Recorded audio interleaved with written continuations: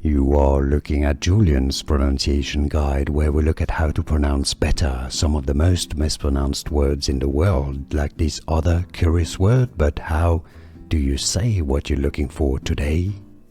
Wow, I love this word, but yes, the pronunciation is very confusing. So how do you say it? If you want to learn more confusing vocabulary in English, stay tuned.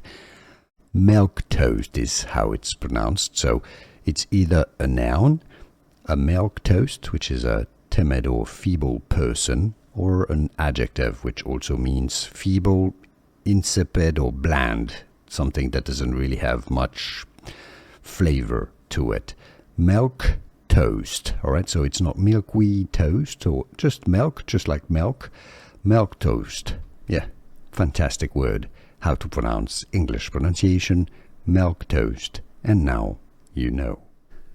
Here are more videos on how to pronounce more confusing words and names too many mispronounced. Like this video if you found it useful. I appreciate your support. I'll see you soon and thanks for watching.